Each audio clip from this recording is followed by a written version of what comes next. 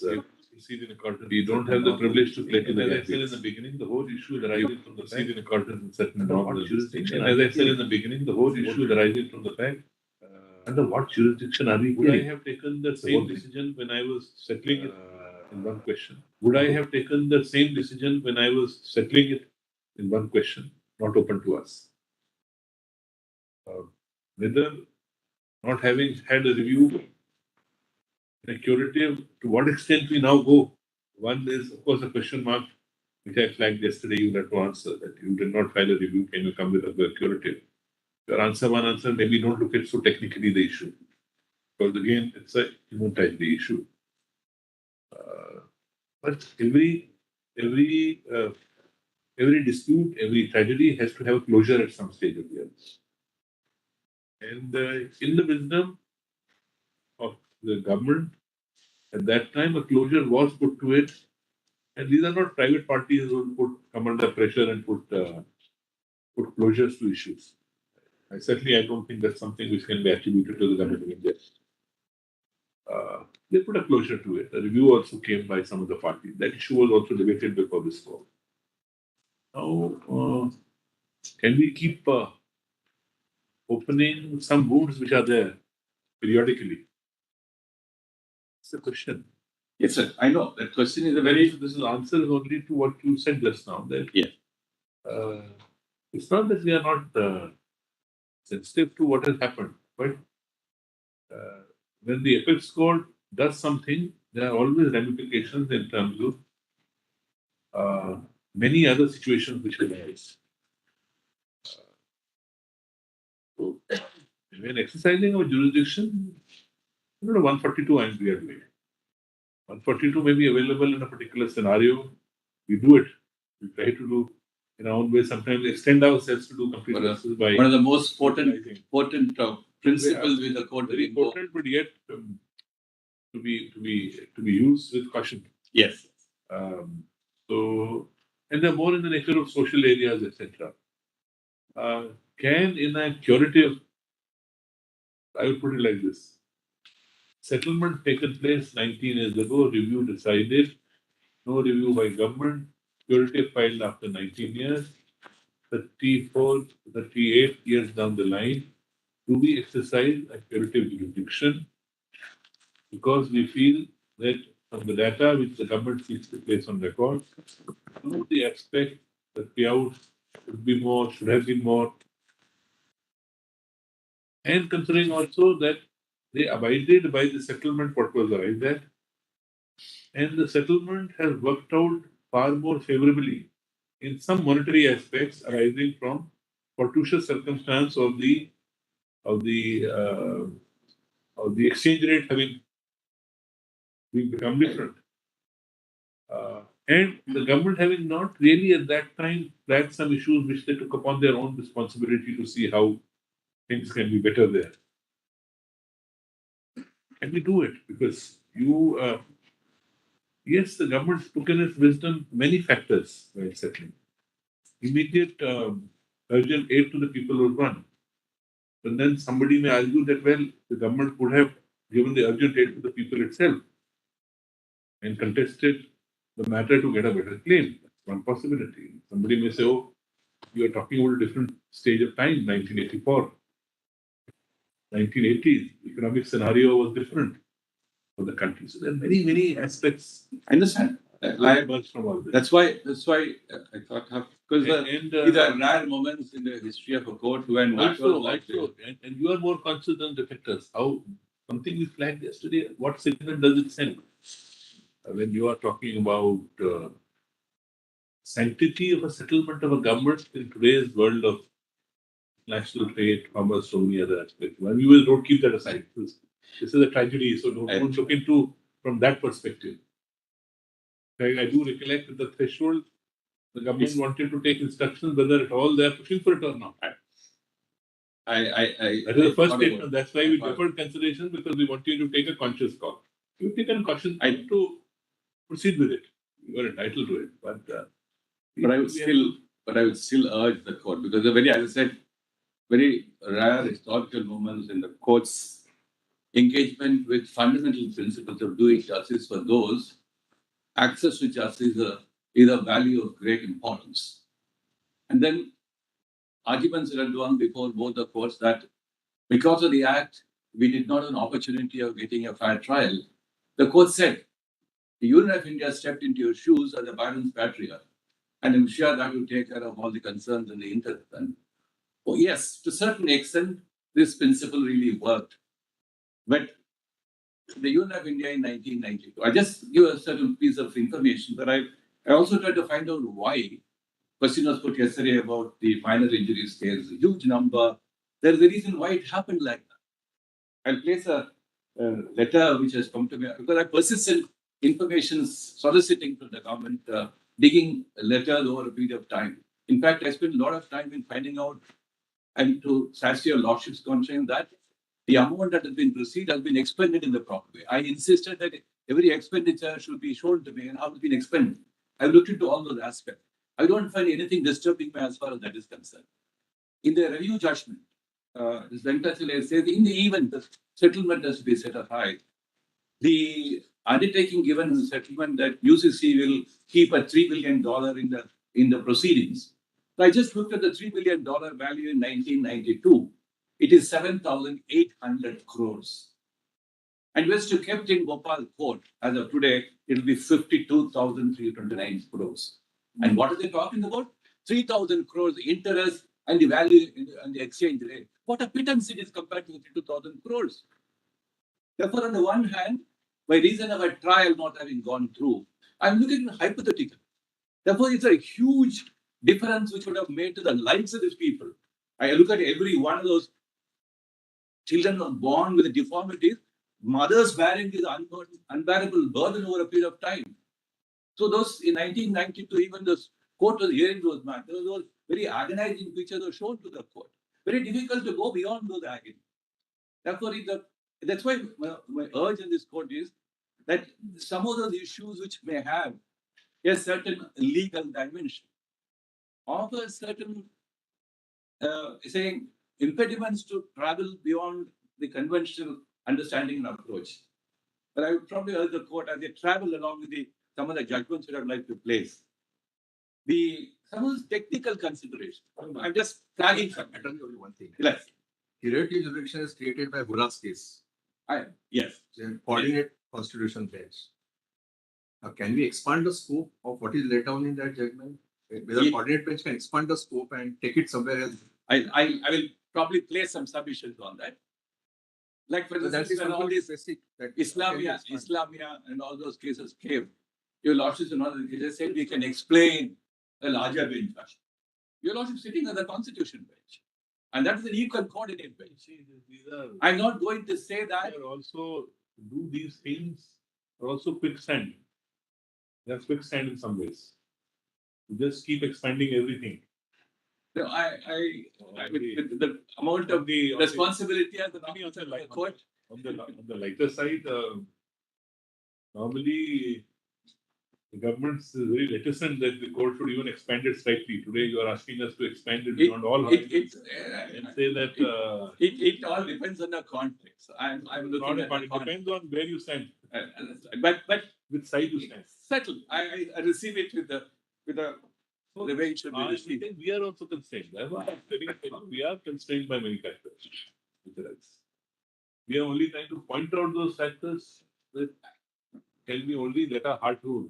No, you're not so right. Those factors are embedded in the history of the case.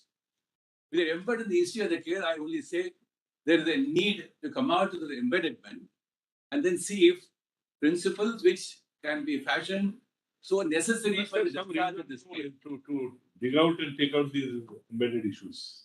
That's the problem. That's all endeavor. There are issues which are embedded in many such cases. You have to show us.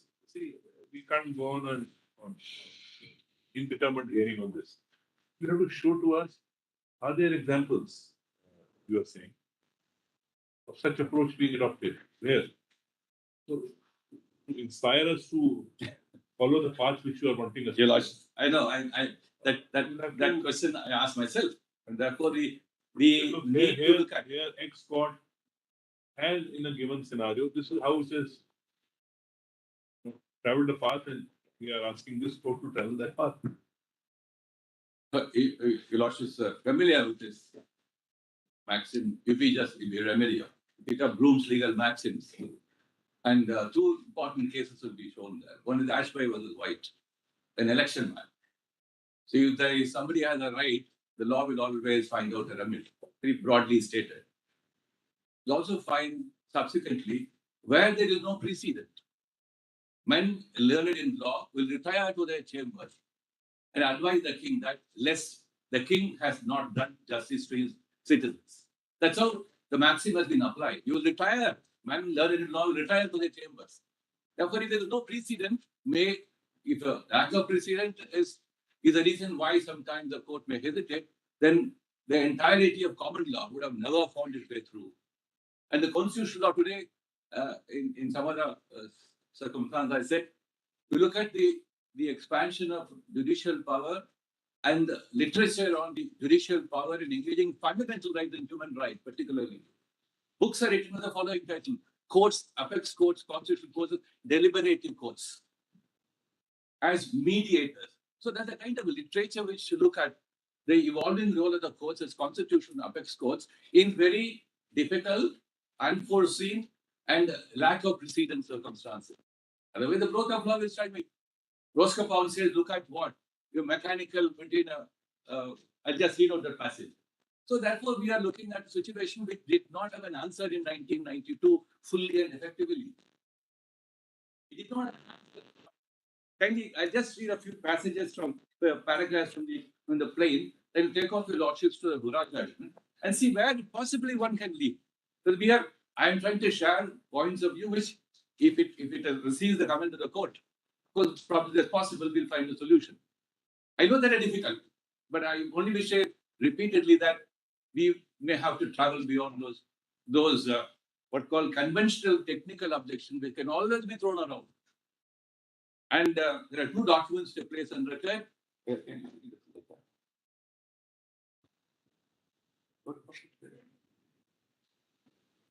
Good. You lost have I'm sorry to place a letter for a lot of like this. Yesterday I'd asked this question. Please let me know how this 3620 was, etc. Let me read it for Dr. Kirby today. This is the letter dated 25th of September 2010. During the course of the meeting of the group of ministers on Bhopal gas leak disaster, we are directed that a brief note be submitted the long pending issue regarding the inclusion of 20 wards of Bhopal that have been hitherto excluded from the category of gas affected area. The government of Madhya Pradesh and I personally have been persisting the demand for the last 25 years. Here is a recap of the developments in this context. In August 1985, a meeting was organized under the chairmanship of so-and-so, where it was finalized that 30 wards would be taken up as gas affected, minutes enclosed. In December 1985, 6 more wards were added to the list of gas affected wards, and the total number that went up to 36. Once this was communicated to the state government, to the center, all provisions and decisions regarding compensation, relief, and rehabilitation have been restricted to 36 wards. A map of the gas affected 36 wards is enclosed in Annexure 3. In all fairness, this does not appear to be scientifically accurate. But the historical error was communicated to the government of India. It remained in force for the last 25 years. Now, is it an issue for the government of group of ministers to decide as to whether this historical error needs to be corrected or not?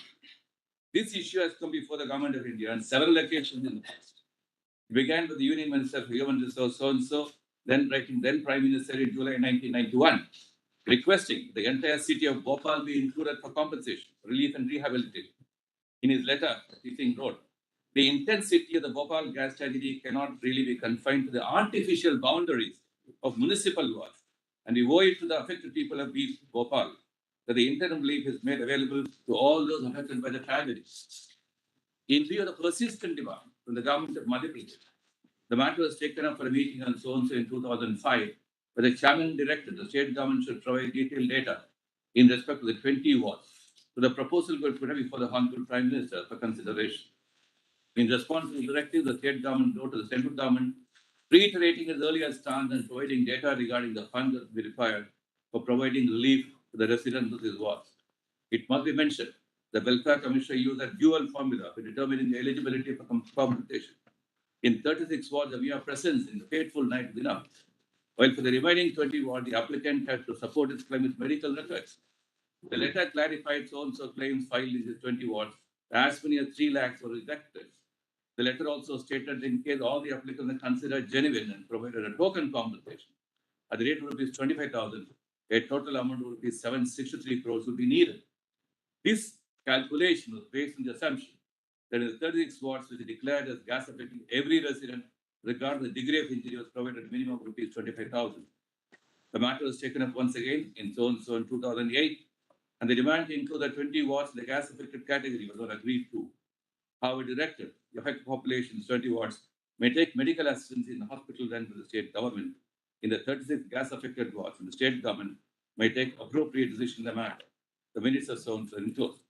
As for the latest data received from the Welfare Commissioner, a total of 3,96,92 applications made for claims from these 20 wards, and a total of 5,283 applications accepted only of those who could present records of medical treatment. The remaining zones applicants rejected. The ward-wise details so and so. So that is, and then in the last page, it's a fact that detailed mortality and morbidity surveys are a complete medical records of the population of 20 wards do not exist. These were not collected over the last 25 years. So that is one great loss. Something which could not happen. So why I want you to play this letter? You're absolutely right.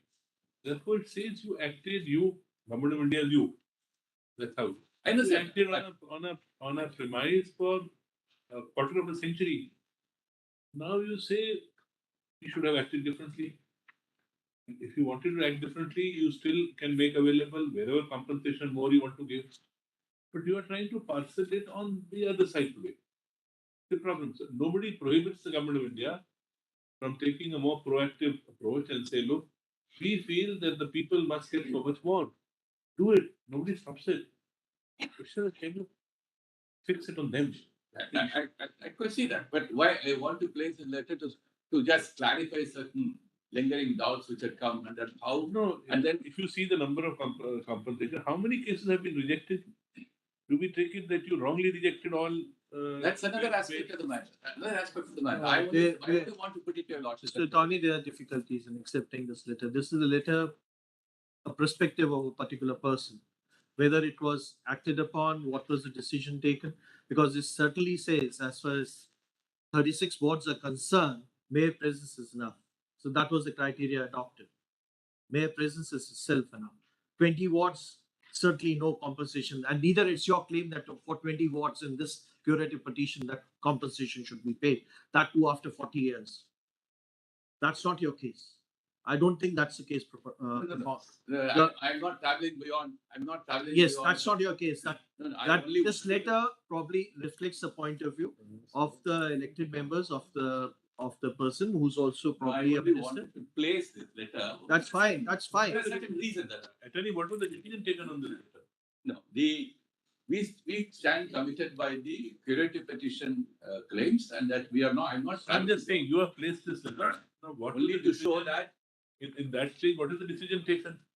Are we going to? How do we reopen everything? No, I'm not asking the remaking process. We say no, because different dispensations remained in power at different points of time. Everybody had his own perspective how this issue was to be addressed, this tragedy was to be addressed. For a very limited purpose, I placed this letter only to show that the concerns of the state government and the central government for a long period of time about how do we really address this question in order that a person who may have a just claim is not arbitrarily excluded. That was the concern which is behind this letter. As of 2010, this concern never found favor. No, that's a different issue. I'm not trying to favor 20 years after that, nor after that. No, please look at the concern underlying this letter. So whatever might have happened, we take it that Government of India did not act upon this request. No, that the curative petition came to file. No. In the wake of this, Mr. Tony, let's be very clear. This letter is for the other 20 wards which were not covered. And I do not think it's the stand of the Government of India that subsequently after 2010, those 20 wards are also covered. And that too, I clarified that. The paragraph where the letter says in 1985, 36 watts, 30 plus 6 watts, the mere presence, etc., were the criteria adopted. Only to clarify that position, because your last put me the issue about those minor injuries, how it became so, and all that. It's by application of this criteria that minor injuries number came to be. Actually, mere presence was given benefit irrespective of any injury over large areas.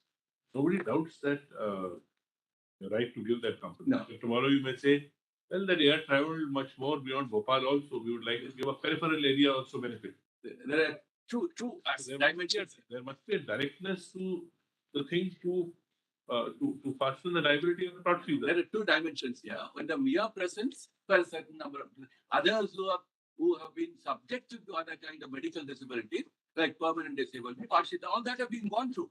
This letter says 36 watts. The watts were so severely affected by the gas leak. So how do we now draw an artificial line between municipal watts? How did the gas leak travel and ended up 36 watts? That was the concern behind it. So the Therefore, just give it. That's all I want to say. The Honorable Minister talks about Bhopal as a whole place, give everybody. That could be that may have gone. Then somebody may say, well, we should not have confined it to Bhopal alone. We should have traced out where the air went. That's right. Therefore, I'm not getting into the larger question. I only want to say. And in fact, going by your arguments, government should have granted the relief. Central government was not prohibited from doing that at that time. They could have granted relief at that time. Provided. The basis of this. Provided. all the state government then in power should have No, distributed funds to provide He's the government of India. I'm just asking. I'm saying that I'm sorry. there were different dispensations and power at that stage. I would only turn the quote. That issue, all There are those different issues are dispensation. Everybody writes according to what their view is. When you are in power, not in power. My only reason for writing letter is for a very limited purpose. I'm not entering the question whether what government of India should have done at a point of time is not really something which is being canvassed here. What I'm trying to say is in 85, if the government took a stand that 36 watts will be treated as watts for the purpose of whether we are present or other injuries, that's the only limited purpose I want to place the letter. Now, whether what government should have done or not is not what I'm trying to enter into a debate. There will always be historical analysis of things even after 100 years. Question is, that is analysis, what ought to have been done, could have been done, perspectives, not what we are. Yeah, they may not necessarily enter into the ultimate decision which the lordships make. But I just want to flag it, saying that if there is a question which has remained unanswered, I said yes, this is how it has happened. So that's limited purpose.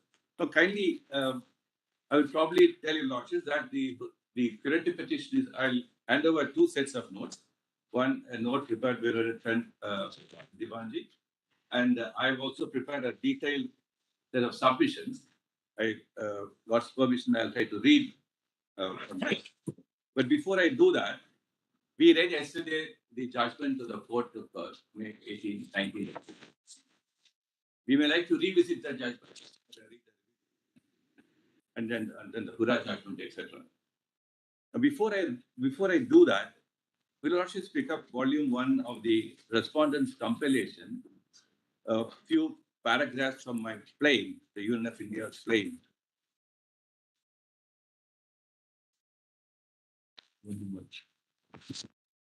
Yes, what page? The plane begins at page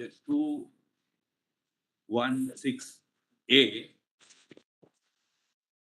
and paragraph 8 at page 216C. Yes.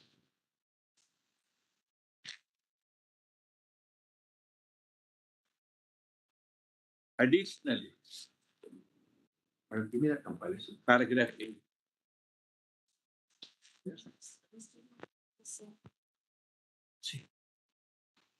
Additionally, or in the alternative, the plaintiff Union of India brings his action as parents patriae by virtue of the legal. I'm sorry. 216C. Page 216C. The plane starts with 216A, and you are referring paragraph 8. Yeah, I'm reading at page 216C, paragraph 8. Additionally, or in the alternative, the plaintiff Union of India brings this action as parents' patria by virtue of its interest and duty to secure the health and well-being of physical and economic of all victims in disaster, including future generations of victims, almost all of whom physically and financially otherwise incapable of individually litigating their claims against the defendant, a monolithic multinational corporation. Further acts as parents' patria by virtue of the interest and duty to protect, preserve, and restore the earth, air, waters, and the economy of the Republic. Further acts as parents' patria in exercise of the rights and duties under the said Act. Union of India is filing the suit as parents' patria for all persons to recover for them damages for all claims in respect of deaths, personal injuries, individual, loss of property, including death and injury of animals owned by so-and-so, business losses, damage to the environment, and other losses present in future arising from the Bhopal disaster. They also filed this suit to recover damages for expenditures incurred and be incurred by the government of Madhya Pradesh and by instrumentality of the state for aid and relief arising from and caused by the Bhopal disaster, but not limited to ex gratia payments for death and injuries together with the medical treatment, rehabilitation, and food for the injured. Then, subpara 3 of that, the expenditure by the plaintiff, the state of Madhya Pradesh, and state instrumental is a continuing process, and the plaintiff failed to furnish further details of expenditure at the appropriate time, or the expenditure so far incurred is so and so. Now, kindly turn to paragraph page 216W. Between pages 216D and 216B, it captures the corresponding between Union of India and Union Carbide in regard to setting up the plan over a period of time. I'll also place Lordship's kind consideration, couple of communications which say how a very vital information regarding the deadly effects of MIC, put your hands into it at all. Now, can you turn to 216W, paragraph 18? Yes. This is what the union took as a stand. Multinational corporation, by virtue of their global purpose, structure, organization, technology, finances, and resources, have it within their power to make decisions and take action that can result in industrial disasters of catastrophic proportion and magnitude, is particularly with respect to those activities of the multinationals which are ultra hazardous and inherently dangerous. Key management personnel of multinationals exercise a closely held power which is neither restricted by national boundary nor effectively controlled by international law. The complex corporate structure of the multinationals with networks of subsidiaries and divisions makes it exceedingly difficult and even impossible to pinpoint responsibility for the damage caused by the enterprise to distinct corporate units or individuals. In reality, there is but one entity, the monolithic multinational, which is responsible for the design, development, and dissemination of information and technology worldwide, acting through a neatly designed network of interlocking directors, common operating system, global distribution and marketing systems, financial and other controls. Even today, UCC is selling its products all over the world, including India. So, persons harmed by the acts of multinational corporations are not in position to isolate which unit of the enterprise caused the harm. It is evident that the multinational enterprise that caused the harm is liable for such harm. So also has to bear the responsibility for it alone. And at all material times, the means to know and guard against hazards likely to be caused by the operation of the said plan designed and installed or caused by installed by, and to provide warnings of potential hazard. Inherent duty of the defendant is to exercise reasonable and effective means to promote safety and assure so and so. Now, kindly turn over to the next page, 216Y, paragraph 21. The defendant was in breach of this primary, absolute, and non-delegable duty with the undertaking of the ultra-hazardous and inherently dangerous activity causing widespread risk at his plant in Bhopal and the resultant escape of a lethal gas from MIC storage tank at the plant, which he should have foreseen and prevented. Defend Union of India further failed to provide the required standard of safety to Bhopal plant and failed to inform the Union of India and its people of the danger therein. Defend Union Carbide is primarily and absolutely liable for any damages caused continues by the escape of lethal gas. I don't want to obstruct UCC was an absolute structure flow, but I must understand what is this going through, because nobody doubts that there is a liability, there was a liability on the other side. These are aspects to say, don't ask us to pinpoint which officer of the corporation or who is responsible. Monolithic entity is responsible. It is No, responsible, it is settled. the- All these paragraphs are trying to deal with a scenario where they may try to say that, well, X is responsible, Y is responsible, we are not responsible.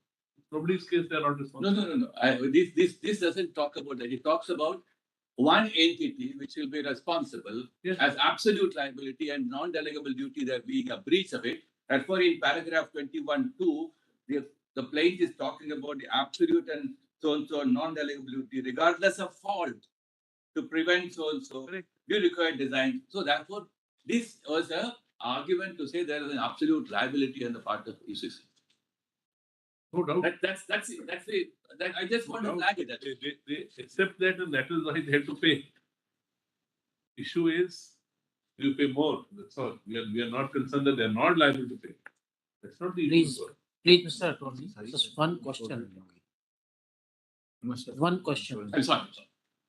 All these facts, a word in the play, consciously, when it came before, in interim order, it came before this court, where this decision was taken, that this much amount to the extent be paid on the basis of all these facts.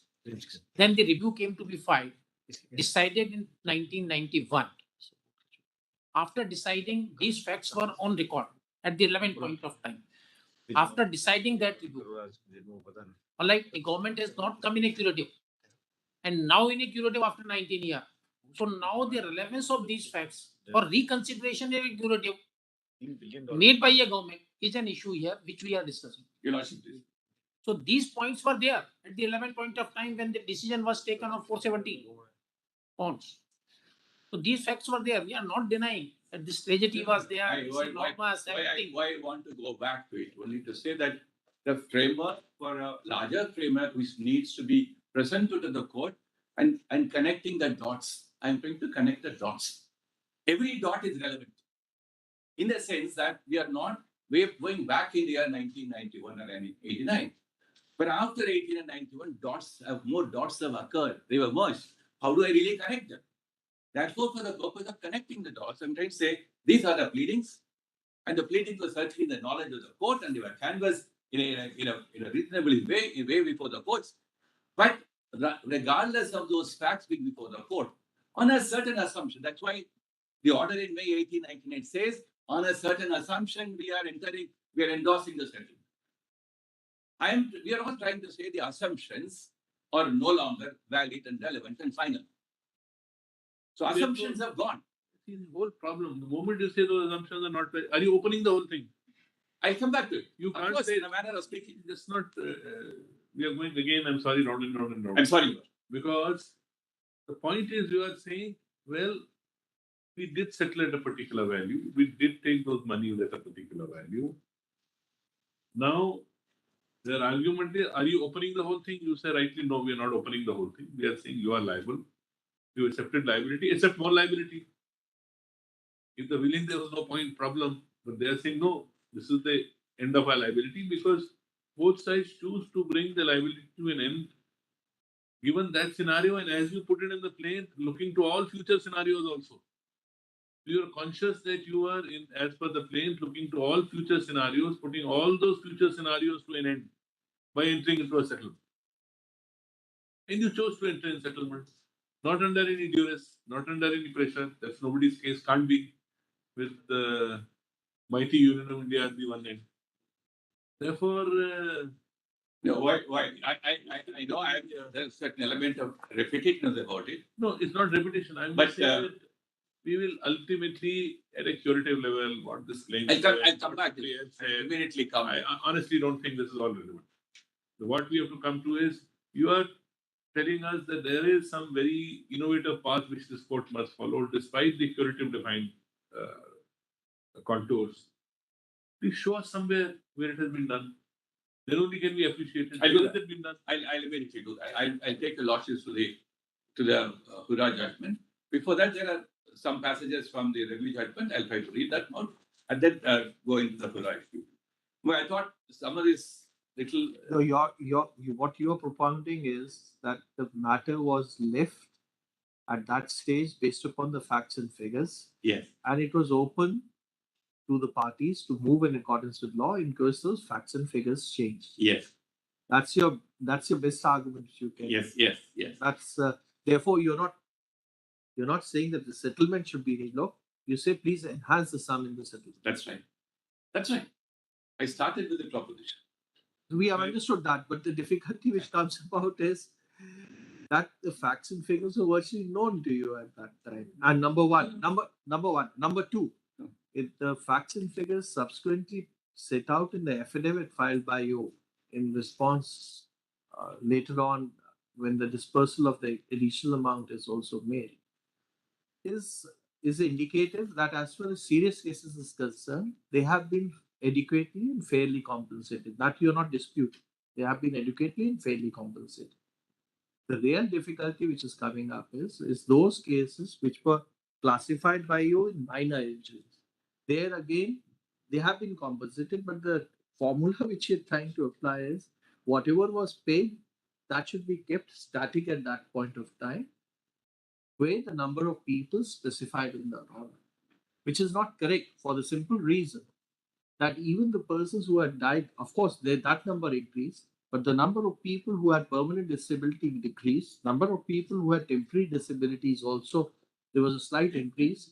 But as far as number of pieces, at most severe cases, there was a decrease. So there has been some increase and decrease. So that was always inbuilt into it. The real issue, really, what has happened is this 955 crores. And to say that the formula which you are adopting, there can be hundreds of other formulas to justify that there's no increase required. Because ultimately, the fact of the matter is, they have been not only compensated in death cases by 10, but probably 20 lakhs. That's a fact. Right. But I was trying to point out because And let me add, your plain reading shows that you had the present in mind, you had the future in mind, you had unknown possibilities of future in mind when you frame the claim. Therefore, when you settle with all those possibilities, all those known, unknown quantities, known, unknown possibilities. Instead, this is where we put to it. So, the fact that you have a more comprehensive claim drawn up, looking to all and absolute, all possible scenarios. Suppose your settlement is not that something. May I say this? It creates a greater difficulty in your way. May I say because the plaint is very, very widely worded, very and rightly so. Absolutely. But then the answer would be rightly so to settle it. May I say that? And therefore we said, if you feel that they are entitled to be paid more, please pay them. There's no difficulty. Question is what we should do in curative petition. And that's if they are entitled to more, yeah, as paragraph 198 says, please pay them. Question is what we should do in curative. No, That's the only question. Pay them. That will be most welcome to do. No, pay them. before your lordships ask this question, there were some of the questions that raised and answered in the review. Once I read them, this question probably will come. I was responding to the lordship. Very poor as a welfare society so concerned you wanted to pay more, you should have paid more. It's not a question you paid more. If the Union of India was the delict, all these questions would have been answered against Union of India. No. With somebody else is the delict. Absolutely no. Absolutely no. You as a welfare state adopt a different principle whatsoever, whether you are liable or not. You're also putting to me a question. No, I'm saying, is it that I don't want to pay, but I think I can get it from you? This is what it's not a question. It's not a question of why I want to pay or not to pay. The question is who should bear the liability to pay? Have you paid? Therefore, I said UCC is the liability to pay. Have you paid that extra? That question. I'm so sorry. Have you paid that extra? I know that question. You want to absolve yourself of a welfare state principle and say, no, I want to take it from them. As and when, if I take it from them, I'll pay. So we have paid in 2010 ex gratia. We have done that to the extent that Government of India should discharge their responsibility. So the welfare state coming in is an entirely different direction, wholly unconnected to the question of UCC's liability. I would very humbly urge that question ought not to be linked to the question of the well-fasted, intervention to undo the miseries of the victims. That's an entirely different league altogether.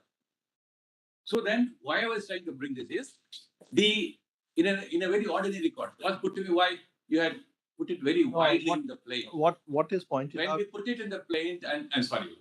No, I'm so sorry. Sorry.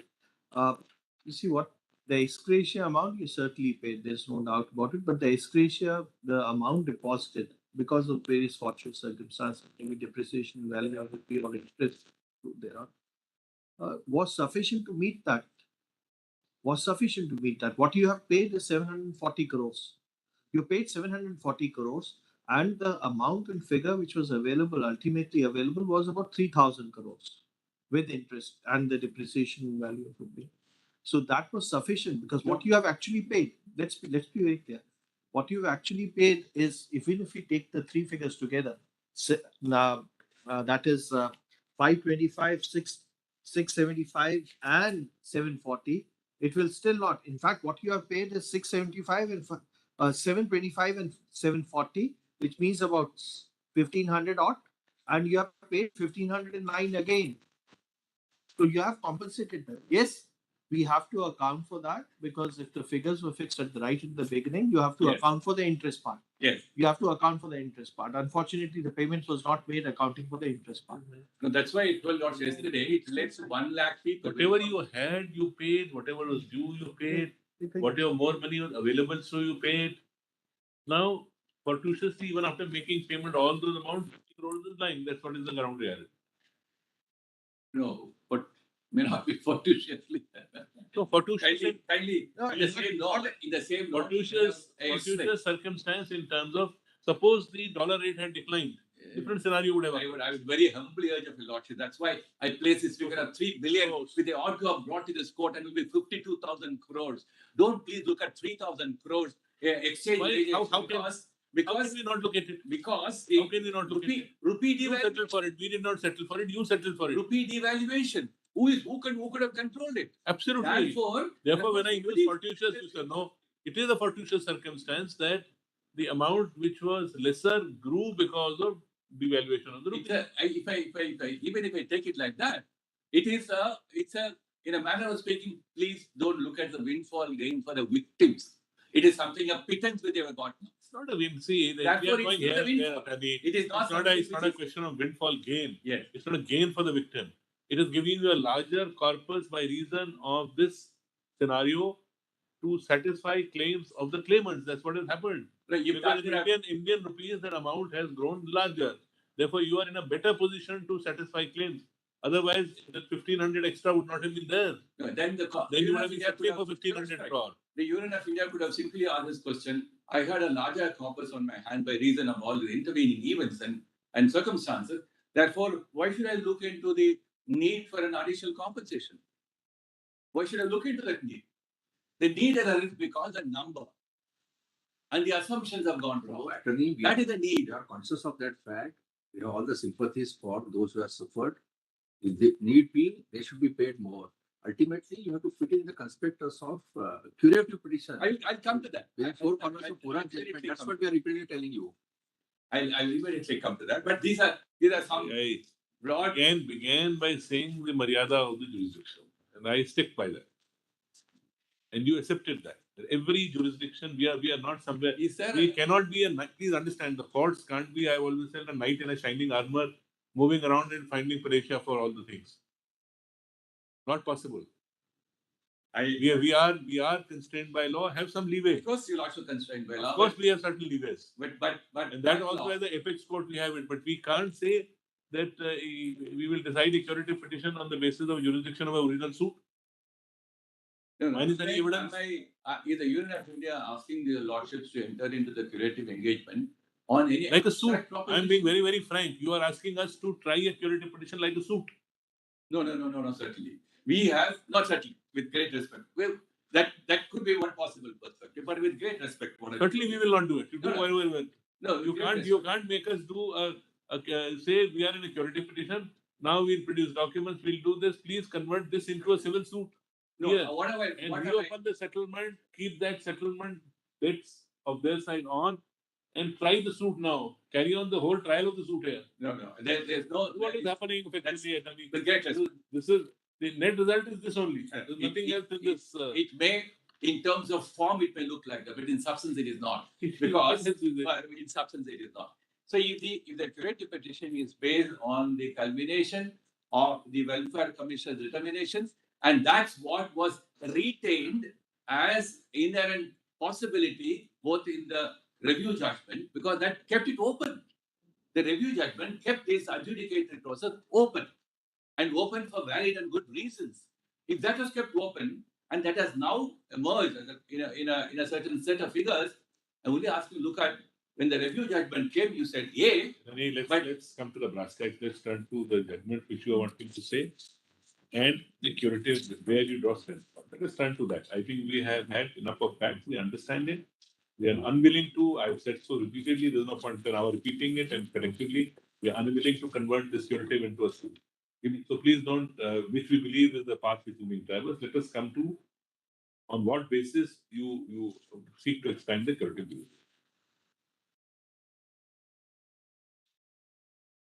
Would Rashi just now draw your attention to the review judgment, which is in volume 1. Yes.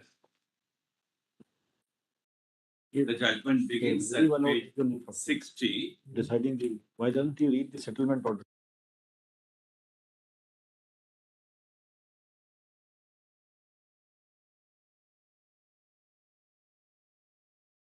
What is the settlement order? Order.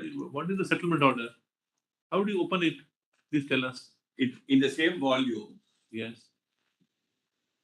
I read out yesterday, the settlement order is at page 41. Yes.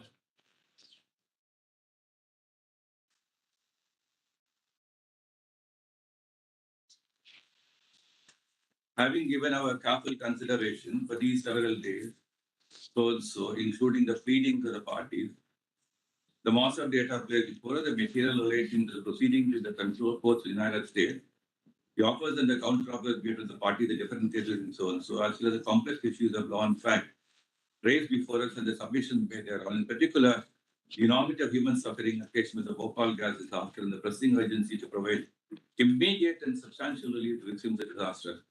We are of the opinion the case is preeminently fit for an overall settlement between the parties, covering all litigation, claims, rights, and liability related to an arising out of the disaster. We hold it just and equitable, reasonable to pass the following order. We order the Union Carbide Corporation shall pay us so and so to Union of India in full settlement of all claims, rights, and liabilities related to arising to the Bhopal gas disaster. The aforesaid sum shall be paid to the Union Carbide Corporation on and so and so. To enable the effectuation of settlement, all civil proceedings relating to arising to the Bhopal gas disaster shall hereby is transferred to this court and shall stand included in terms of the settlement, and all criminal proceedings related to arising of the disaster shall stand quashed wherever they are pending. Memorandum shall be filed by us before us tomorrow, setting forth all the details of the settlement, enable consequential directions if we need issue. And then the next page, order dated February 15, having heard General Counsel and having taken into account the written memorandum, we make the following order dated so and so. So, Union Carbide, already a party in numerous suits which have been stayed by an order dated so and so, is joined as a necessary party in order to effectuate the terms and conditions of our order date. So, pursuant to the order, the payment to the sum of US dollars direct to the court to be paid will be made in the manner following. So, these are then paragraph 3, upon full payment, the sum paragraph 2, Union of India and Madhya Pradesh shall take all steps which will in future become necessary in order to implement and give effect to this order, including but not limited to ensuring that any suits, claims, or similar criminal complaints which may be filed in future against the corporation also are defended by them and disposed of in terms of the order. Any such suits, claims, and civil proceedings shall file so and so, or hereby enjoined shall not be proceeded before the court except for dismissal of passing in terms of order.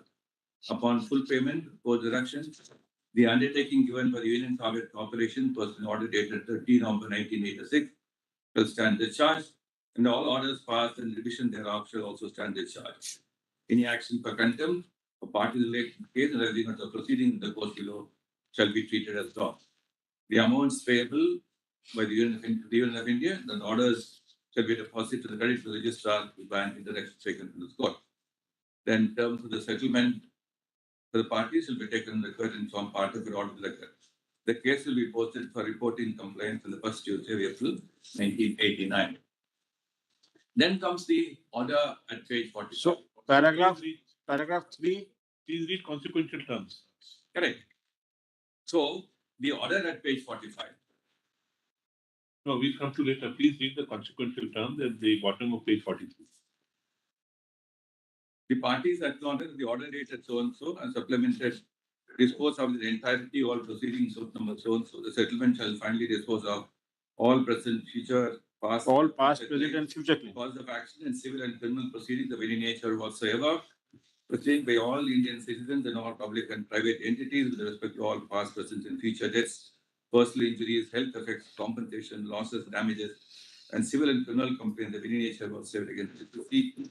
So all their subsidiaries and affiliates as well as each of their president, former director, officers, employers, agents, and so connected to the Bhopal gas leak disaster, including past, present, and future claims, cause of action proceeded against each other, all such claims and cause of action, whether within or outside India, citizens, so and so, hereby extinguished, including the limitation. Each of the claims Please read this. to be filed, so Please read this a little slowly. correct, to be filed, and it is such Hereby extinguished, including without limitation, each of the claims filed to be under so and so, and Or to be all filed. such civil proceedings in India are hereby transferred to the court and are dismissed with prejudice, and all such criminal proceedings so and so.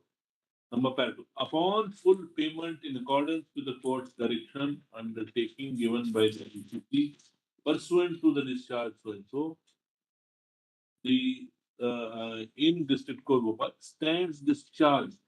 Of course. All orders passed in suit and in the first stand discharged. So what happened thereafter is a very important question. This question is important for many, many reasons.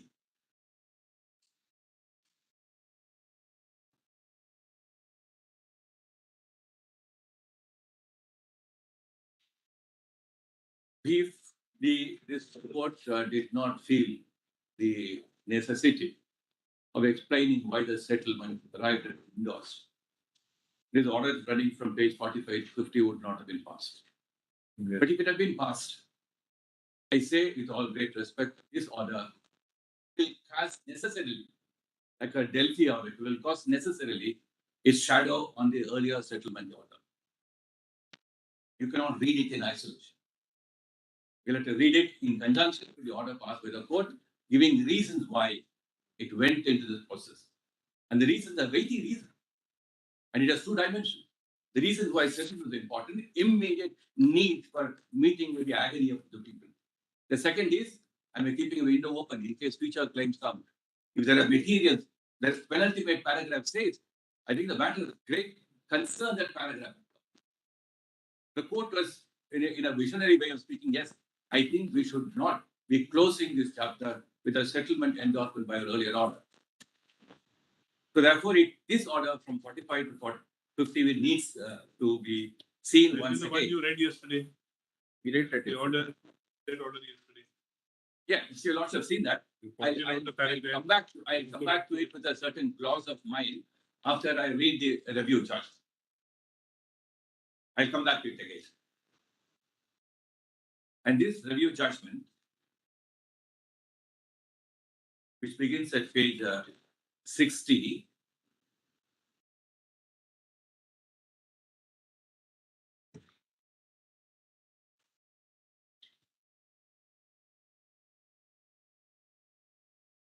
because in paragraph 38 of that order at page 59,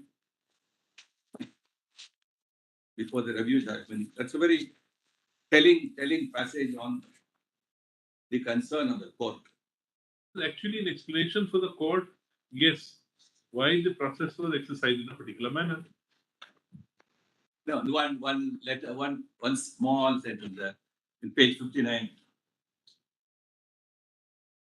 If owing to the pre-settlement procedure being limited to the main contestants in the appeal, the benefit of some contrary or supplemental information or material having a crucial bearing on the fundamental assumption basic to the settlement have been denied to the court,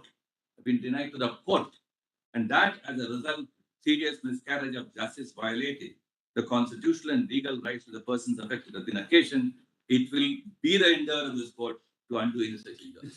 This is a statement. This is a statement why the review order has been passed. Treat it like a statute. We have to read it in the context of what is said before. Of course. Why this paragraph comes. Of course. But That what means why otherwise there's no need to pass this order. No, but this statement need not have come.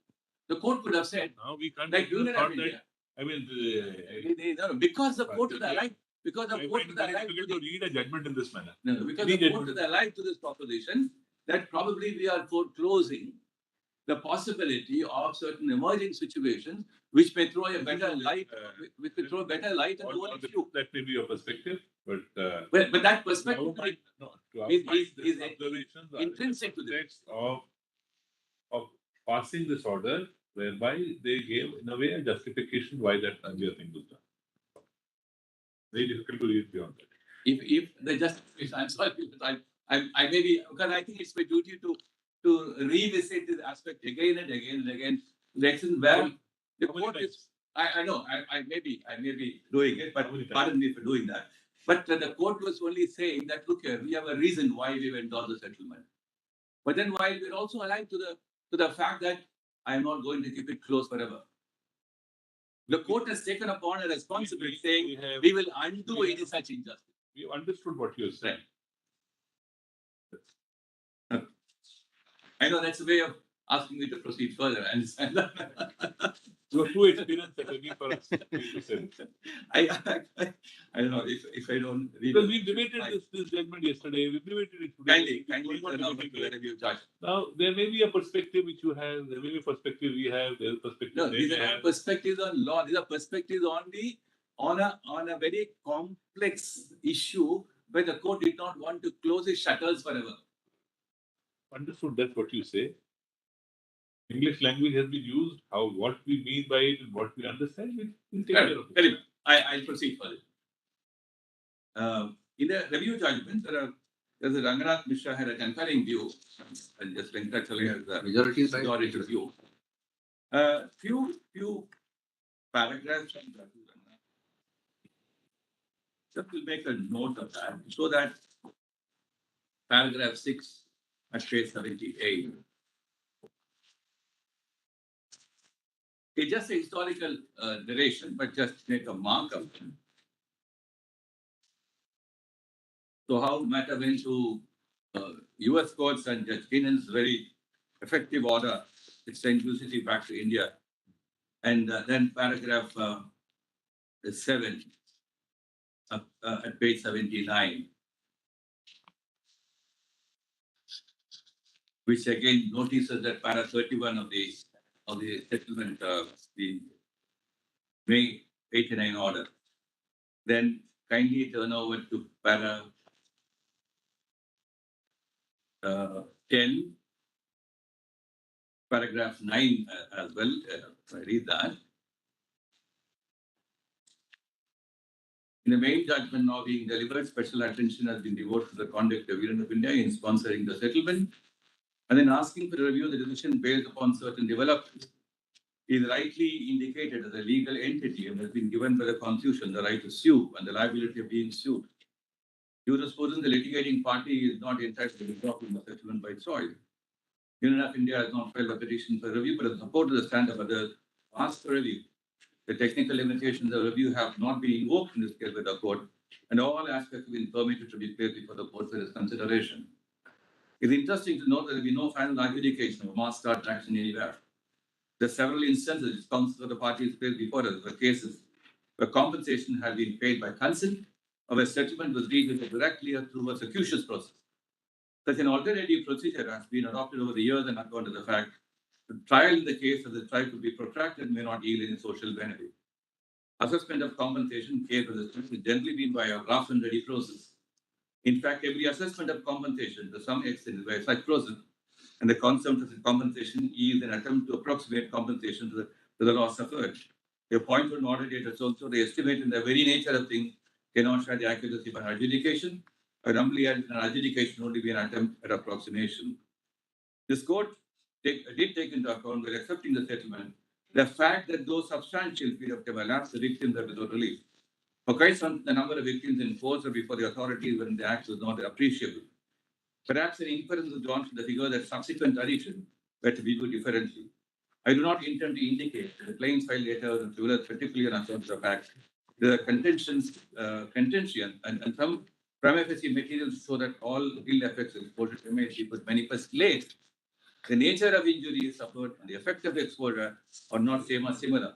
Therefore, when the VR number, no final opinion could be reached about the sufficiency of the quantum.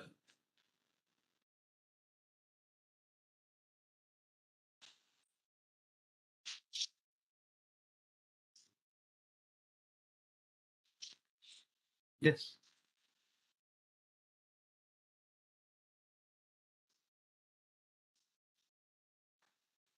So on the sufficiency of quantum, the court says yes, some kind of an alert is kept open.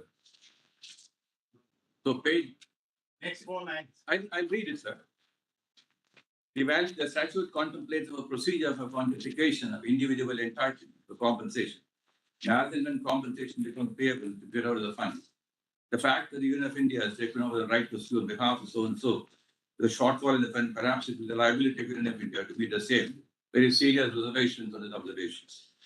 Some of the observations of the virus bench supporters view, the genuine claimant does have no legitimate grievance to make as long as compensation statutorily quantified is available to them because the source from which the compensation funds offend is not of significant relevance to the claimant. Maybe so, but the union is relevant.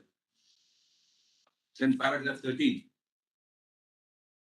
The main foundation of the challenge is twofold. The criminal cases could not have been compounded, or crimes and immunity against criminal action could not be granted, and the quantum of compensation settled was grossly low.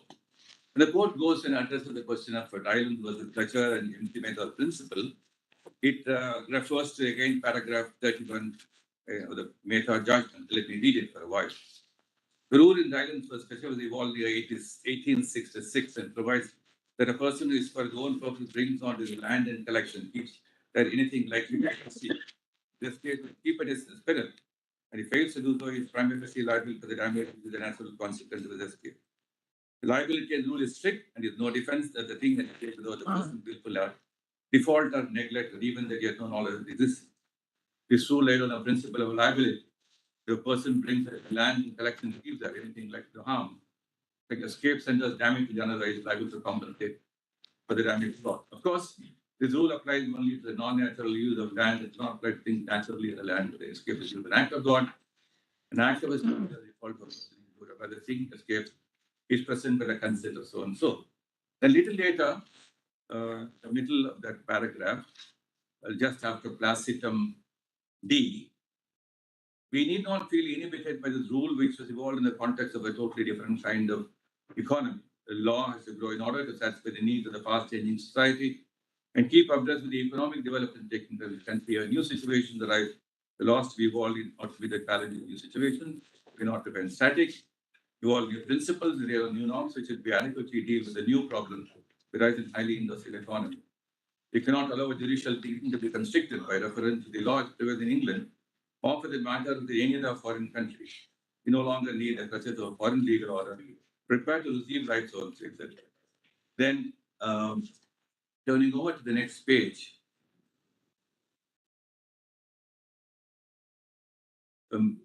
Just immediately above placitum C, there's a sentence beginning. The enterprise must be held to be under an obligation to provide that a hazardous, inherently dangerous activity in the engagement must be conducted with the highest standards of safety. The harm result of so and so, enterprise must be absolutely liable to compensate for the harm.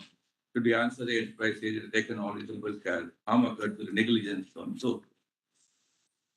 It would not be in a position to isolate the process of operations and the hazard of the preparation of substance and all that. Now, kindly turn over to paragraph 17, subject to correction. I'm sorry. paragraph 16, 17, I'm and coming. 21 are most I'm relevant coming. paragraphs. I'm just, 16. yeah, I'm coming.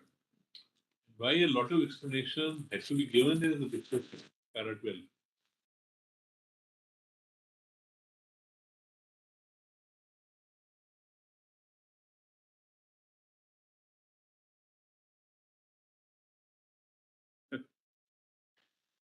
This is the background to a lot of writing. When you are saying why would the court, the background to a lot. No, I don't know whether that background, if at all, It may is. have, if at all. It's In not that- unusual You know, for in a- the endeavors to pressurize courts in different manners. I hope Union of India is not doing that. No, I'm not saying that. I'm saying it's not unusual, and therefore courts have to But, deal with this scenario at that time. Yeah, they have, of course, voice of citizens in whichever form, unless So, it is so that limited. it's in the background Right. of this that certain elucidations have taken place. And there must be And that that as elucidations and not as some kind of a statute, is all I'm saying. No, quite right. But then probably in a situation like this, I don't know whether the citizens' voices could have come in some very organized, highly evolved, civilized way. Sometimes they occur in not so civilized, sometimes Yeah. they occur for Correct. good reasons, sometimes they occur for Absolutely. This keeps on happening. Absolutely. That's true. So paragraph 16. We are not concerned in the present case as to whether the ratio in so and so applied to case that I refer to in India. We have to remain talking about the fact Indian assets are so 100 crores or so. When a decree in excess of the amount executed in the United States and one of the observation, U.S. Court of Appeals, defense of due process will be available to be raised in the execution proceeding. Decree to obtain in Bhopal suit a money decree would have been subject to the law referred to in the judgment of the U.S. Court of Appeals. Compensation determined based on strict liability, a foundation different. So the decree would be open to attack and may not be executable. If the litigation was to go on merits of the Bhopal court, it would have perhaps taken at least 10 years and appeal to the High Court, further appeal to the court, all that is said. You can therefore fairly assume the litigation in India would have taken around 20 years, each finality. The suit was instituted, would have taken the beginning next century, all that is there. Then after Placitum, yes, again, the court is talking about the US courts would have been the view strict liability was foreign, the American US was in conflict, the US public policy decree would not have been executed. Apart from the Indian assets of UCL, with no scope for satisfaction of the decree. Contested by this court in municipal council. You filed the curative in 2010. November 2010. There is a cue from this. That's the relief would have been available to the victim at the earliest around 2000. That's a great coincidence. Maybe ironic. Please read further part. It's very relevant. Yes, I was reading on page 85 at the top. So what was said by this court in municipal council, Ratlam, so survey, in capillity and so. Admirable though it may be, is once learned costly, it's a finished product of great beauty, but it entails an immense sacrifice of time, money, and talent. The beautiful system is frequently a luxury. It tends to give a high quality of justice only when one reason or the other parties can surmount the substantial barriers which affects most people and to many types of claims. I try to look at it from an angle where you talk in favor of people whose access to justice is a great burden and who could not have done it except to the clutches of Union of India. So paragraph 19. In order of May 4, 1989. 18 itself is a very telling paragraph in its own way. It in a way gives a justification, para 18, why this particular path was traversed. Because there is no, we are not in a utopia. So, utopia is everything should be tried, quickly given, people get benefits to the maximum. That's a utopia.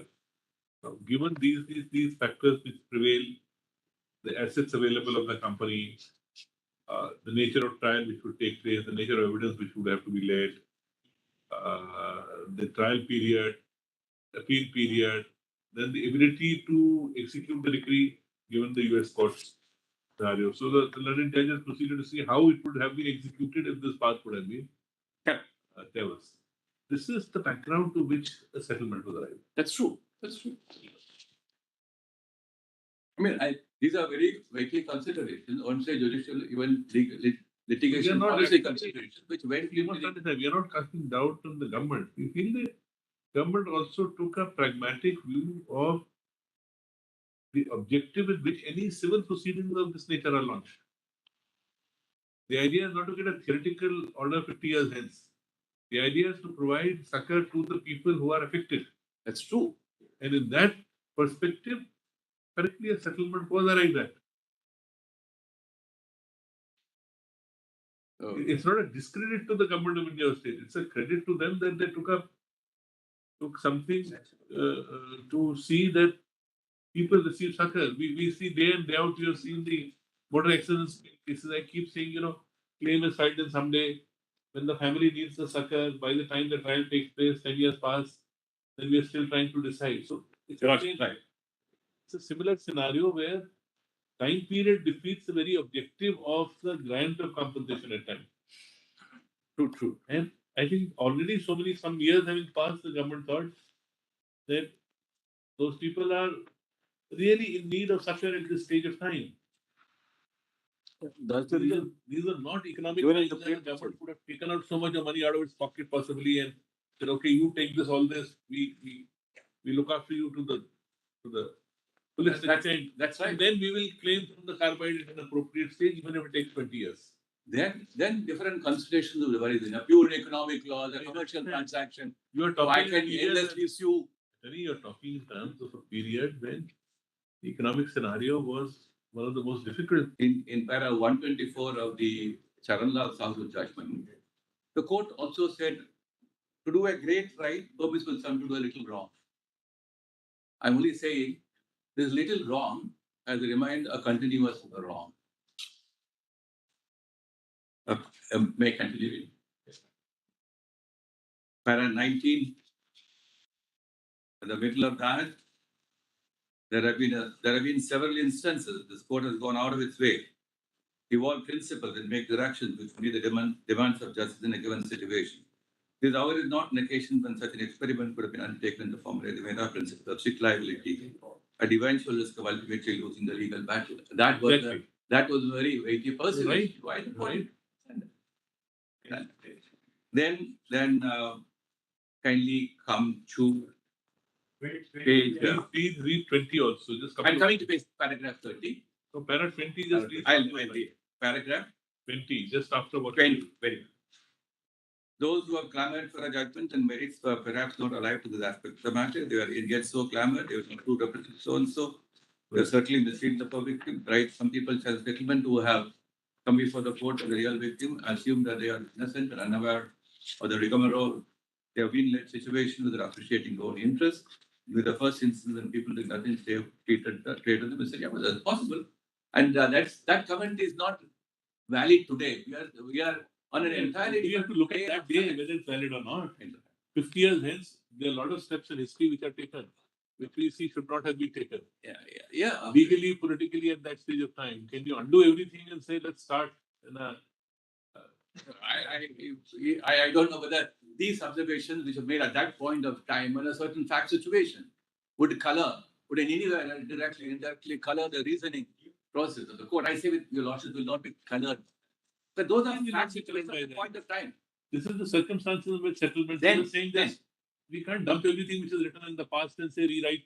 Whatever. No, that's the problem. I've been repeating it and saying this. If for a mere re-agitation of the claims by those set of people without any, Pinto could have said 20 years later I'm going to foresee this. I'm not entering into a settlement regardless of other. Some crystal gazing was done at that stage in a way by the court to see where this would have gone. So therefore, the crystal gazing by the court, why I use therefore gave relief at that stage of time. The crystal gazing. Having done that, now to say no, now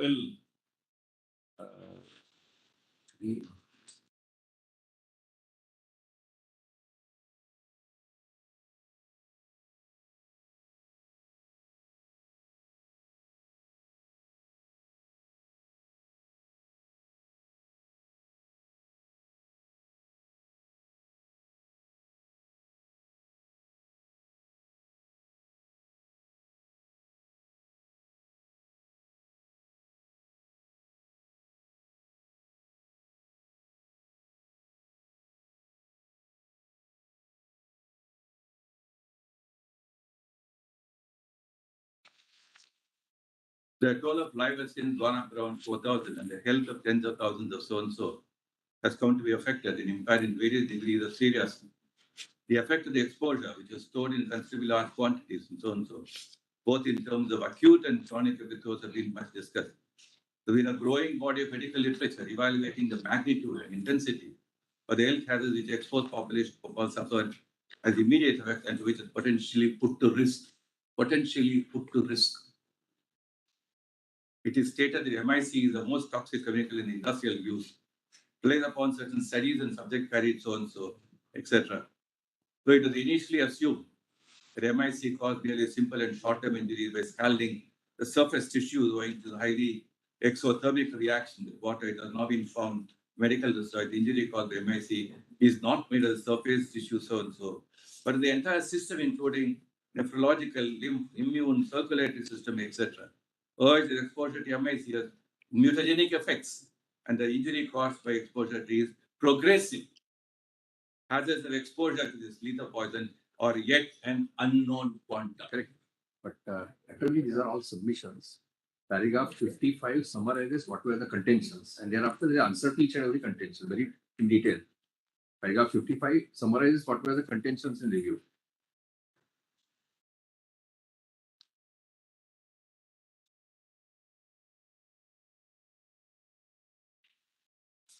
That is just Venkatacharya. Right, correct. That's the majority.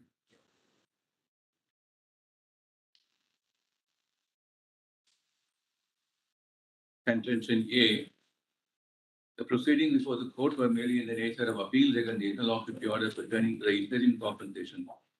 Consistent with the limited scope and subject matter of appeal, the main suit could not be finally disposed of. Jurisdiction of the court, the withdrawal transfer is exhausted by Article 139. The transfer implicit in the final disposal of suits having been impermissible suits were not before the court as terminable the final disposal recording a settlement. Settlement therefore without jurisdiction. Now let me focus on the other issue, contention F and J. I just skipped for the time being the other issues. Contention F at page 99. Memorandum of settlement allows that the court thereon properly construed make the inference inescapable that a part of the consideration. Curative is not a review of a review. Curative can't be read as a review of a review. No, that's what I had made. That's why, see, for example,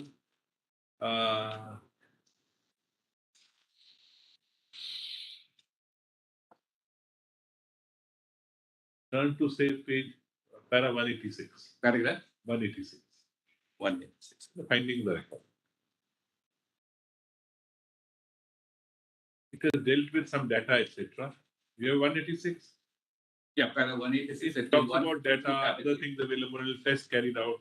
187, it says the whole controversy is about adequacy of settlement funds arising on account of possibility that totality of the awards made on all the claims may exceed the settlement found event in the settlement. This is the basis. And then just read para 188. No, in para 186 itself. It has discussed literature, Very that possibility. Correct. I'm saying now in that context of discussion, please read para 180. 187. Read from para 188. I'll do that. The whole controversy about the adequacy of the settlement could arise on account of the possibility that the totality of the awards made on all the claims may exceed the settlement fund, in which even the settlement fund will be insufficient to satisfy all the awards. This is the main concern of the victims and victim group. There now stands the fund of Rs 1,200 crores for the benefit of victims. Main attack was the adequacy rests solely on the possibility.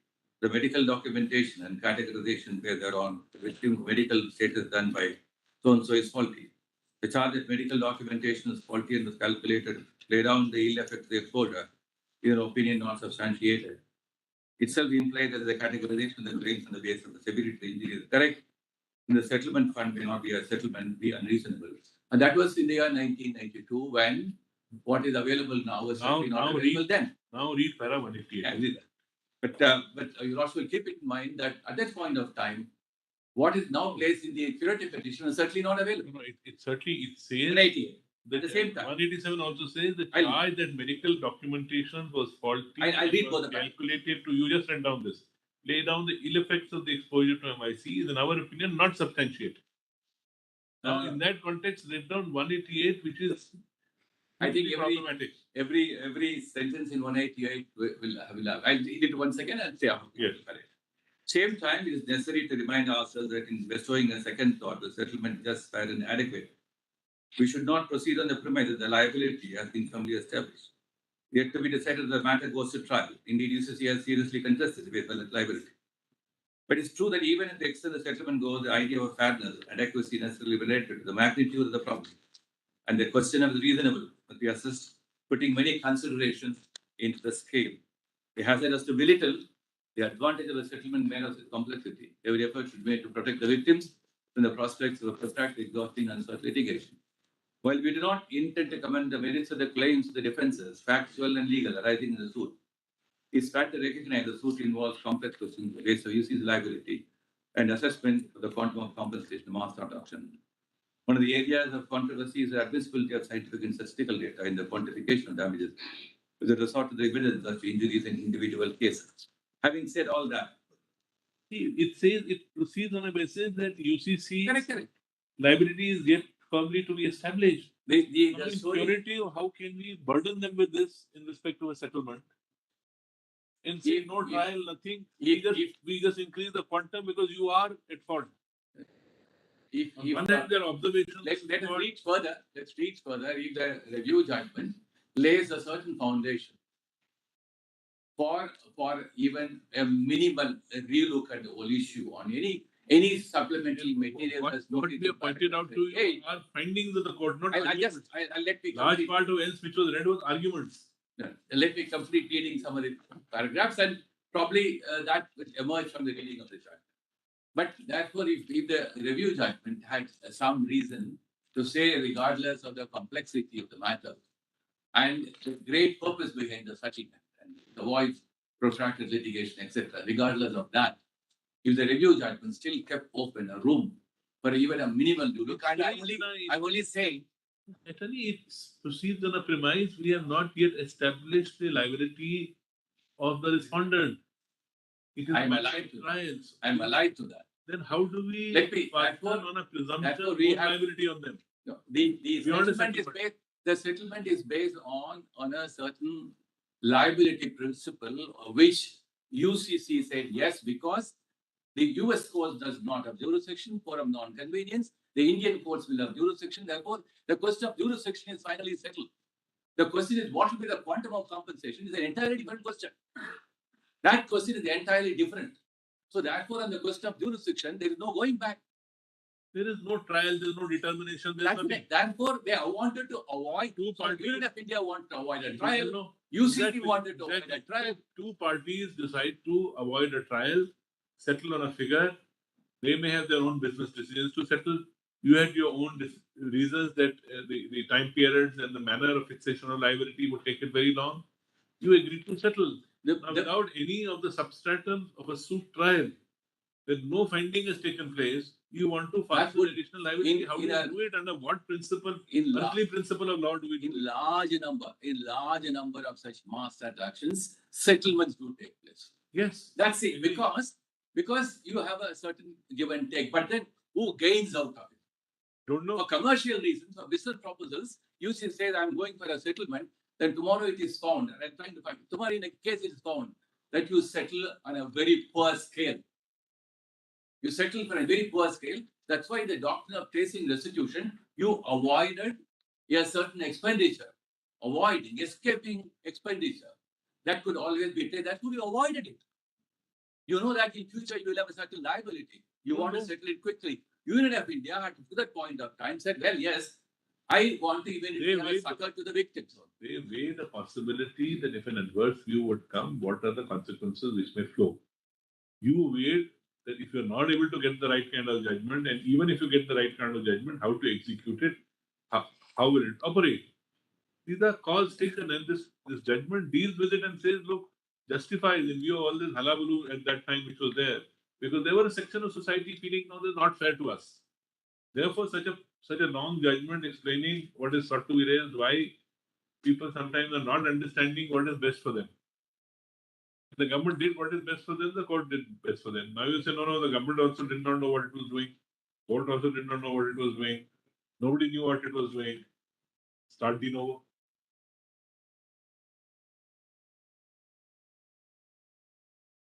Let's kindly turn to paragraph 198. Yes. I would have said yes to yes. The observation is absolutely valid because in a different context they would have been unquestionable. But in a context like this, I think there's a need to go beyond the customary principles of tort law and negligence, economic laws, the gain laws, etc., will all be kept aside. So, paragraph 198, page 157. After a careful thought, it appears to us, while it may not be wise or proper to deprive the victims of the benefit of the settlement, is our necessary to ensure that in the perhaps unlikely event of the settlement fund being found inadequate to meet the compensation determined in respect of all the present claimants. The court was still talking about the present claimants. Yes.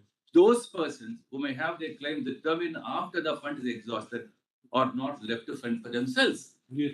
Such a contingency may not arise having regard to the settlement of funds. These are all a certain set of assumptions. If it should arise, the reasonable way to protect the interests of the victims is to hold that the Union of India, the welfare state, circumstances, so and so, should not be found wanting to make good the deficiency of any. We hold and declare accordingly. Is this principle a valid principle? So in the curative petition, we say this principle needs to be revisited. So the court left this open.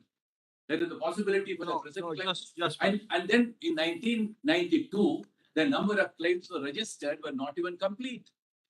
By 1996-97. The judgment goes further. The judgment takes a note that medical evaluation is still incomplete. And if some claims arise out of that completed medical evaluation, what is to be done? That is also mentioned in paragraph 206 and 207. You may go to that later on. But there is the answer to that. That if more claims will arise, who those claims are to be dealt with? Who should bear the liability? Right. Who should bear the liability? There is a complete answer to that. First is answer is Union of India will bear the liability. Yes. 206 and 207. The question of why this is what you agreed to. So the question therefore is, if there is a need to look at it, how did the court put it?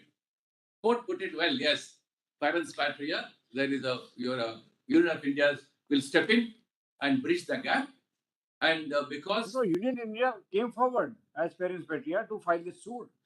that is for a different purpose. Wait. You come to your plaint and see on page 216II that the total claims made at that time were already registered at number 5,31,770. There were 2,660 deaths. And you have given the figures also that this would be the approximate. That is claim. true. Correct. That's true. And then you see the relief claim. And then ultimately you entered into a settlement. True. In February 1989. February 1989, the process of understanding the magnitude of the tragedy and then enumerating the claims of 5 lakhs were already registered at that time when this was filed. They were only part of the persons who were affected. We had 10 lakhs people who were going to be registered. So therefore, about 5.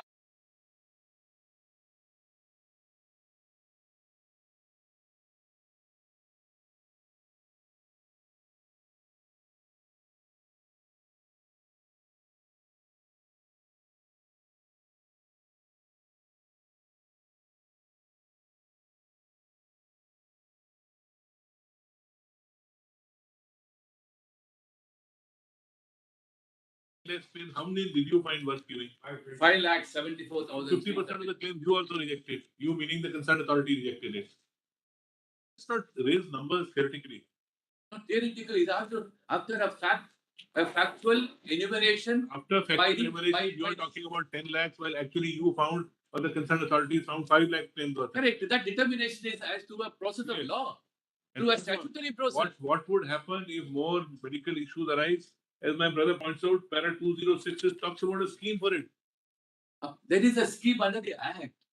Under the Act, if the court takes cognizance of the scheme, and under the scheme, if the welfare commissioner has dealt with all the applications with a final date for registration, and in 2004 you find these are the number. So therefore, either you completely give a go by to the statutory scheme or the Act, the settlement is final because Union of India could not have done better at that point of time. Close it. But if the statutory scheme has been endorsed by this court, if the act has been set aside, it would have been a different scene altogether. The act has been set unconstitutional. The scheme was received as imprimatur by the court, and under the scheme, proceedings have taken place. So, does the proceeding do not have a paragraph 206, 207, and 208 take care of two categories of claimants. One, where those who are already under treatment, and secondly, those who were born subsequently who were affected by this. Both the categories are taken care of by paragraph 206, 207, 208. Both the classes of cases are dealt with. They are, in great respect, in substitution of the liability of UCC. Yes. And in substitution of the liability of UCC for whatever reasons the court might have thought at that point of time. Whatever reason they thought and you thought also. No, the court thought, with the great respect. The court thought that. Court on the arguments that tried to structure it further. This may arise, so let's do this. This may arise. Otherwise, once the settlement is done, it's done. Chapter is closed. There are therefore In your wisdom or lack of it, you settled it. And it is not lack of wisdom. You knew very well that the problems which have been sketched out in these judgments. Why you did it? The court gave its imprimatur because there was a thought process involved behind it. The thought process was valid. Money would not have seen the light of the day. You knew it. No, For 2 decades, the money would not have seen the light of the day. I did not. Today, you want to fasten on knowing fully well that was any court to be favorably considered, it will never see the light of the day. The money. No, I did not present any canvas, any argument or a proposition that the settlement should not have been arrived at that point of time at all. The Union of India probably did the best at that point. Right thing. And so many things happened. Canvassing against it, or in favor of settlement. So just see paragraph 205 onwards as a complete scheme, which is part of the judgment. Then comes to the question. No, but I thought you lost the Was this scheme implemented ever? Was bail implemented? Just read that. I'll read that. Here. My instructions are it has not been implemented. Of course, it was structure. I instructions. No, it's a matter which Union of India has to bear a responsibility, if at all. That are not the different question. But as far as UCC is concerned, Did you do it? no, whether do it, that's a different issue. But UCC Maybe a different issue. Did you do it? My question is, did you do it? Yes or no? I'll address that question, but UCC Not a cannot very be that simple answer either, yes or no. Mr. Parekh is saying you have not done it. That's what he's saying. I'll just give you. No, but my submission response to it, UCC cannot be heard to say, oh, here you are a possibility where all these additional claims can be settled. The court has looked at it. Therefore, I'm a free bird. They certainly cannot say that. And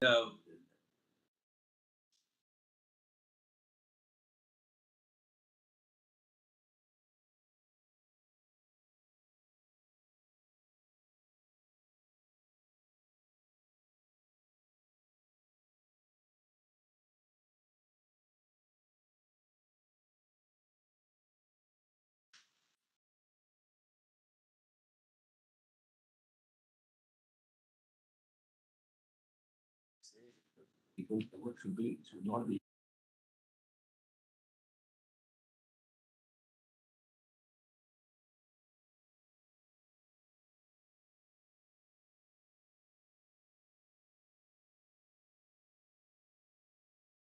Mr. 3, the court proceeds to dispose of all those contentions and in answer to Yes. it reiterates at page 163 bottom No, we are on what is that stated in paragraph 98. the policy should be taken for not less than 1 lakh people. Then how the claims will be honored, it is all mentioned in paragraph 208, 209, the scheme which is devised so that any claim arising in future is paid through insurance.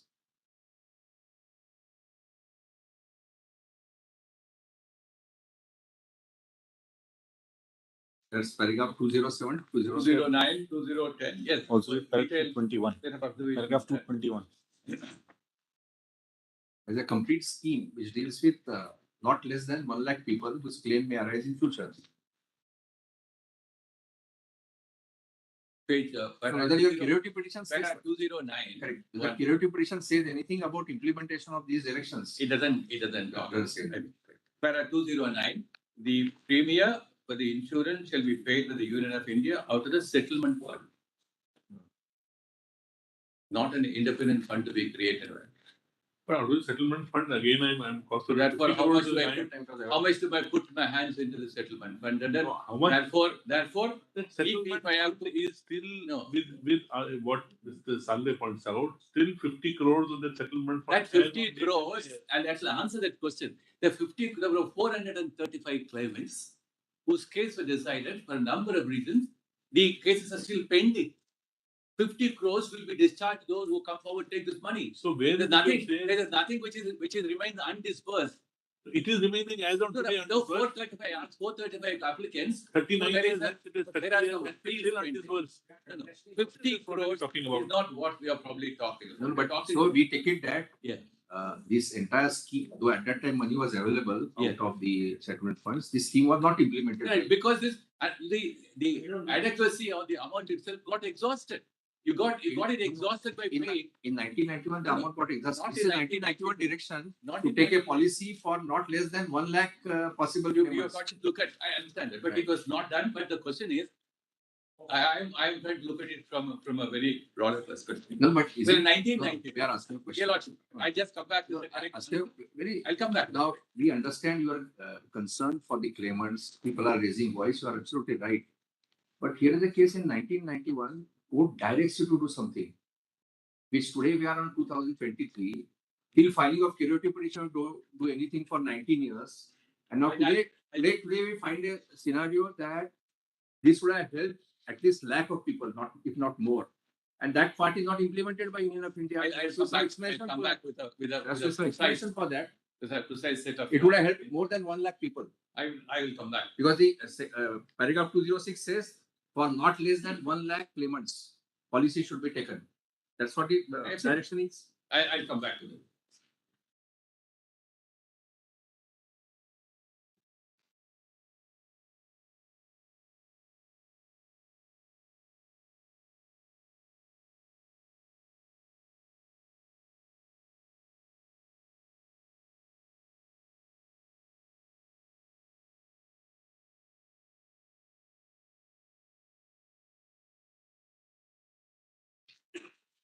You've not done something about it, then we'll have to say how you work to the government.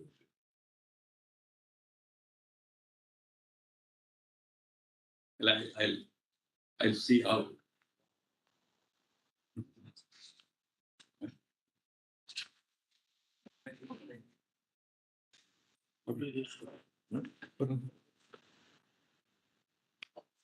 Is it volume on? Is it the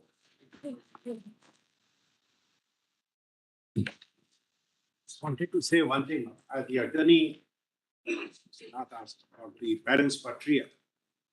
When we may not challenge the act, because of the other folk, we were part of the challenging group.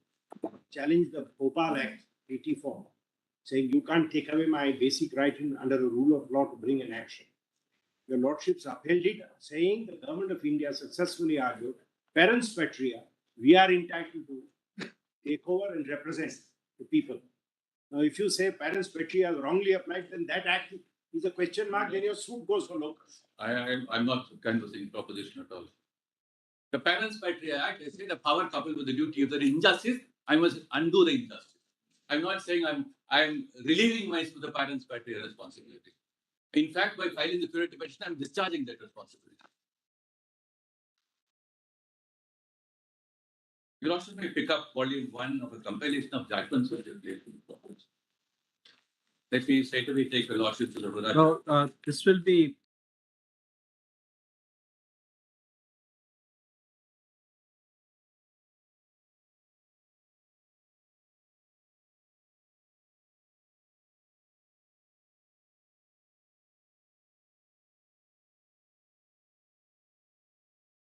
Either distribute. So at that time, you could have easily done that. You don't refer to the funds now available and say with reference to 435 cases, those may be distributed there. You see, what's being highlighted is we appreciate your concern. We are not, but one is the issue with regard to the limited jurisdiction we exercising, which you are saying we should extend. But this question has been addressed squarely and completely in the review application.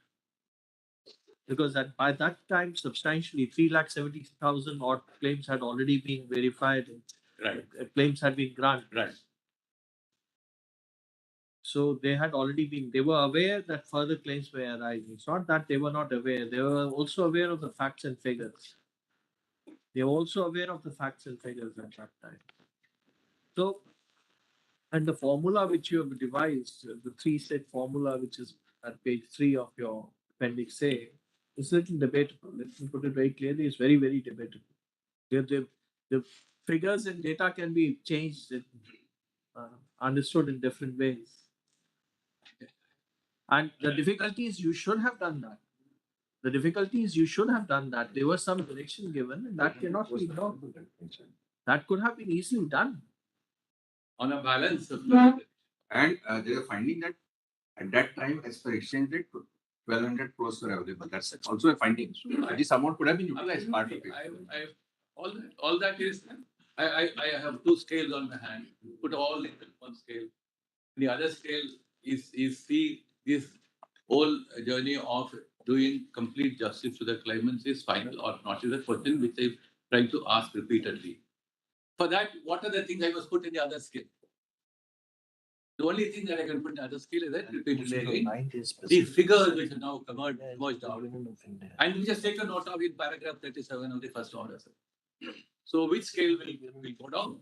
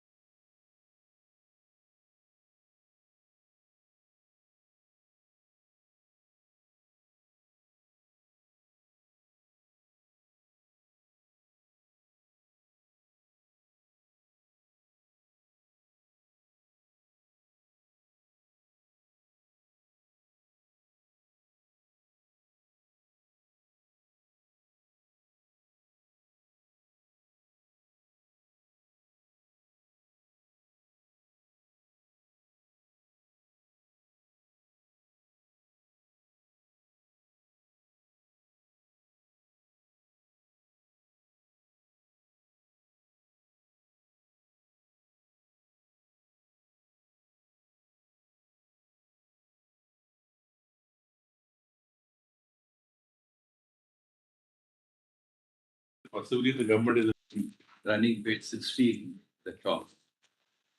Yes. And before that, in paragraph 14, the court looks at post ancillary is all begun to happen, filing writ petitions and assailing petitions. So paragraph 14, on the analysis of the ratio laid down in the aforementioned cases, we reaffirm our considered view. When a final judgment order passes, court cannot be assailed in an application of Article 32. When agreed person whether you are the party to the case or not. And 16, however, all the learned counsel for the parties, also the learned attorney general, appeared as amicus curiae in the notice of the court, adopted an unusual unanimous approach to plead that even after exhausting the